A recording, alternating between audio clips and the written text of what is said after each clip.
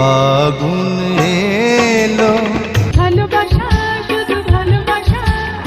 ঢাকাই সিনেমার আলো ঝলমলে দুনিয়ায় গুঞ্জনের শেষ নেই, আর যখন সেটা হয় প্রিয় তারকা দম্পতির ব্যক্তিগত জীবন নিয়ে, তখন কৌতূহল যেন আরো কয়েক ধাপ বেড়ে যায়। সেরকমই এক আলোচনা চলছে নায়িকা মৌসুমীর দাম্পত্য জীবন নিয়ে। দীর্ঘদিন পর্দার আড়ালে থাকা জনপ্রিয় অভিনেত্রী মৌসুমীকে ঘিরে সাম্প্রতিক সময় সামাজিক যোগাযোগ মাধ্যমে ছড়িয়ে পড়েছে নানা গুজব, যাতে রয়েছে বিচ্ছেদ থেকে শুরু করে নতুন বিয়ের খবর পর্যন্ত। তবে এবার সকল জল্পনা কল্পনা ছাপিয়ে মুখ খুলেছেন অভিনেতা ওমর সানি।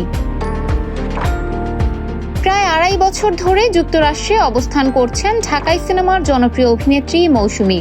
এই দীর্ঘ সময় স্বামী ওমর সানির থেকে দূরে থাকায় তাদের দাম্পত্য জীবন নিয়ে নানা প্রশ্ন উঠতে শুরু করেছে। এরই মধ্যে সামাজিক যোগাযোগ মাধ্যমে ছড়িয়ে পড়ে আরও চাঞ্চল্যকর খবর। শোনা যাচ্ছে অভিনেতা হাসান জাহাঙ্গীরের সঙ্গে নাকি বিয়ে হয়েছে নায়িকা মৌসুমীর। সেই গুজবের রেশ ধরেই ক্ষোভ প্রকাশ করেন অভিনেতা ওমর সানি। এক অনুষ্ঠানে ওমর সানি জানান, তাদের আলাদা হয়ে যাওয়ার কোনো গল্পই সত্য নয়। তিনি বলেন, কিছু মানুষ নিজের মতো করে গল্প বানাতে ভালোবাসেন, এসব কথা তারা খুব একটা গুরুত্ব দেন না।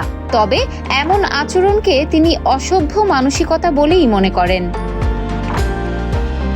ওমর সানি জানান, এর আগেও একটি পডকাস্টে একই ধরনের প্রশ্নের মুখোমুখি হয়েছিলেন তিনি। সেখানে তিনি বলেন, কেউ কেউ নিজেকে জ্যোতিষী মনে করেন, ভবিষ্যৎবাণী করেন, এমনকি ডিভোর্স লেটার পর্যন্ত দেখতে চান, যা শুনে বিস্মিত ওমর সানি।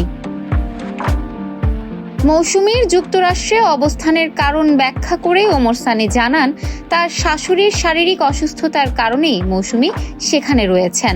এছাড়া তাদের মেয়েও বর্তমানে যুক্তরাষ্ট্রেই আছেন। পরিবারের প্রয়োজনে এই সিদ্ধান্ত নেওয়া হয়েছে।